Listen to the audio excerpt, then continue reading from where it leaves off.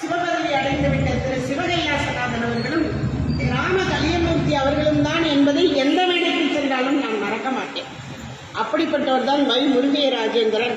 அதற்கடுத்தது பொருளாளர் ஐயா பாலசுப்ரமணியன் ஐயா, நினைவில் வாழும் குஞ்சிதபாத முதலியார் ஐயா தான் நிறுவனர், மக்கள் தொடர்பாளர் திரு